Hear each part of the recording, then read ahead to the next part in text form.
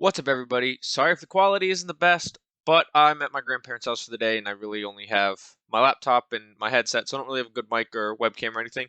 But a lot of exciting stuff just came out about Season 3 Reloaded, so I had to come on here and talk about it, put a video out on it, kind of what I think of everything. So let's go ahead and let's just run right through it.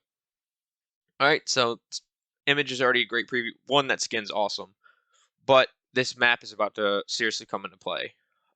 It's the new fast travel system. We'll see how this goes. Nobody really liked the Verdansk subway. There's a lot more stops here, so that's definitely interesting, but we'll talk about that more once we get to that. Let's see. Classified Arms Reloaded. If you want to read kind of the story stuff more, I'll leave that. This will always be linked down in the description, so go ahead and check that out. The big thing is the Vanguard update is at May 24th at 10 a.m. Pacific, and the Warzone update is 9 a.m. Pacific on May 25th. It's really the only important thing to take out of there. And then stay tuned for patch notes from Raven Software and Sledgehammer Games. So here's the big thing. It's the new underground transit system here. You can see there is all of these stops. 1, 2, 3, 4, 5, 6, 7, 8, 9, 10, 11, 12, 13, 14 stops in total. Go all around the map, unlike the subway system in Verdansk when there's, 4 or 5? I remember the rumbling and creaking beneath Caldera's surface before the Season 3 launch. Those were the rickety minecarts being rediscovered by intrepid explorers who were busy opening a new way to get around the island. Developed by Toys for Bob, this new underground transit system features 14 access points indicated on the TAC map and minimap by a silver vault door symbol. Keep surveyors of Caldera during Season 2 already know there were 7 of these access points as they are the hidden Nebula 5 bunkers. The door to the minecart hub room can be found right after dropping into each bunker. The other 7 access points are all small hatches into the minecart hub area, where you can find a map of the system with each hub location corresponding to a letter and number on your TAC map. Lower numbers indicate areas to the north. For example, the hub near Arsenal is B1, while the higher numbers, B14, are hub near southern points of interest like Resort. This is kind of a look into the cart hub here. To travel via minecart to another hub area, simply interact with a circular hatch and walk towards the cart. When doing so, the destination name will appear on your screen. You can also check the map to see how it interacts. After a few seconds of travel time, you'll instantly appear at your destination, hopefully with no enemies waiting on the other side. Those in the know, like you, after reading the section, can use light and audio cues to figure out if an enemy is on the other side or if the circle collapse will soon engulf the destination. As with most situations, when there is a green light, it means safe. Anything else can mean potential danger, and if the indicator is off with gas going through the vents, that means you cannot travel to that destination. Mastering the system may be key to the new meta after this update, so learn it and its not so secret indicators as well. So I like that they have these indicators above the door here. They got a map here. So it already seems more useful than the subway because you could go to Resort and then Capital.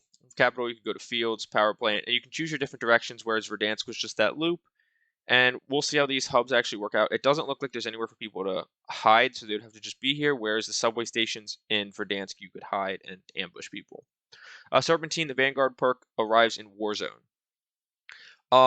Don't feel like reading all of this. The big thing to note here, sprinting reduces incoming damage from bullets, explosives, and fire by 20%.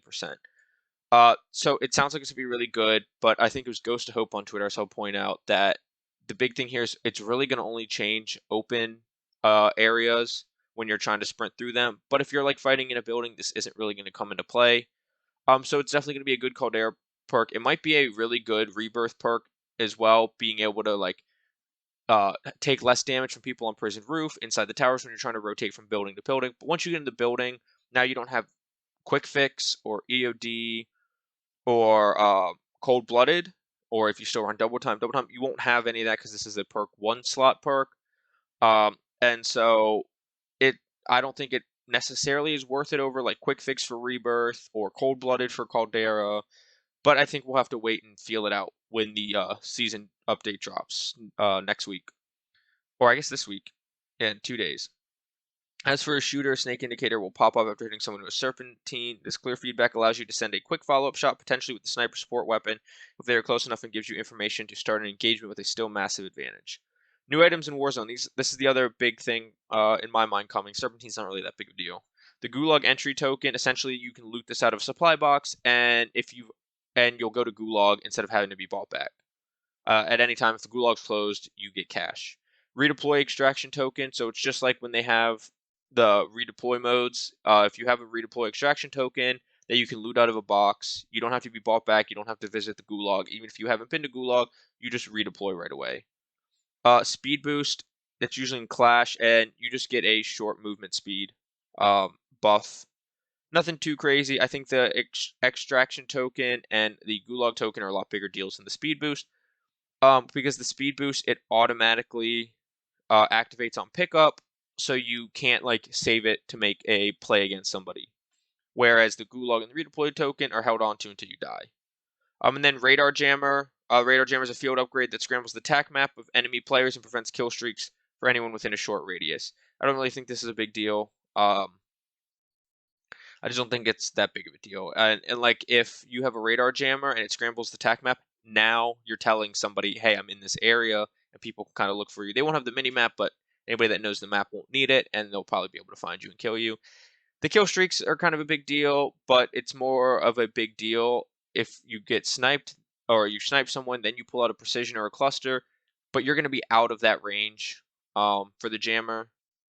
And then an area denier tool, the jammer can create against the PDS. I mean, that's probably the best use for it, but I mean, it can be hacked using an engineer perk, but nobody runs engineer.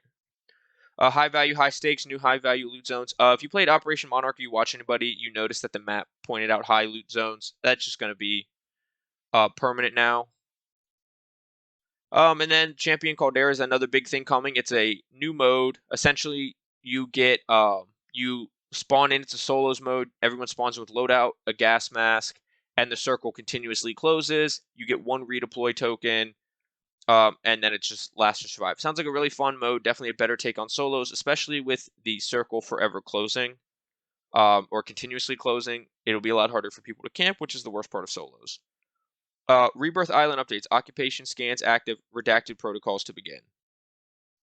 Occupation scan in-game event. Unbeknownst to us, upgrading the island to include radar towers gave the powers that be the ability to scan for hostile forces.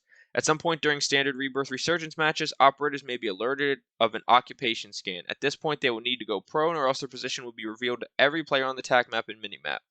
Although this effect lasts only for a short period of time and ends early if the operator perishes, the occupation scan should keep everybody more alert on an island from which they need to escape. I don't know if I really like that too much. Memorandum for all operators. Subject, Gen redacted comments on Operation Reinforced.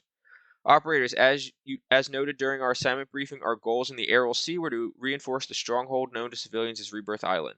As you know, our orders were to construct weapon lockers for boots on the ground, defenses, install radar towers for early threat detection, clear the DZ for armored vehicles, and unlock the golden bunkers kept sealed for several decades.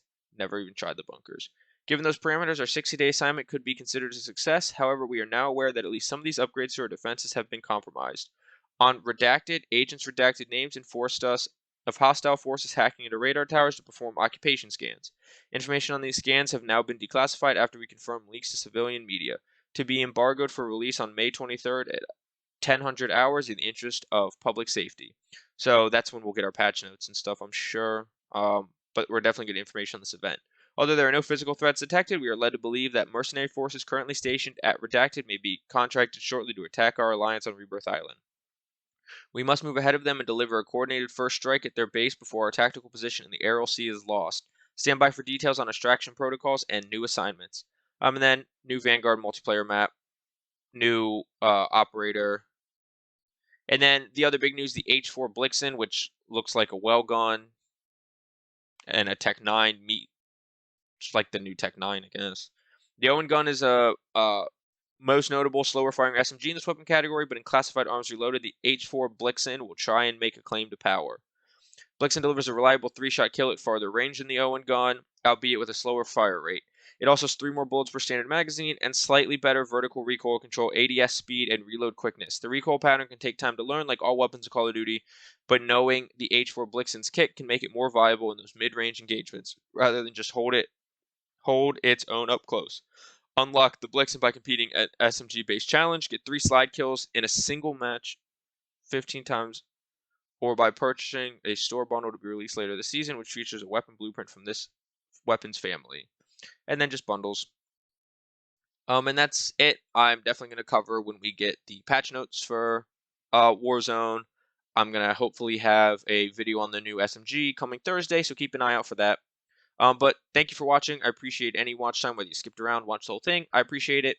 Please don't forget to like, subscribe, hit that notification bell so you know when I upload about the patch notes, the new SMG, and any videos to come.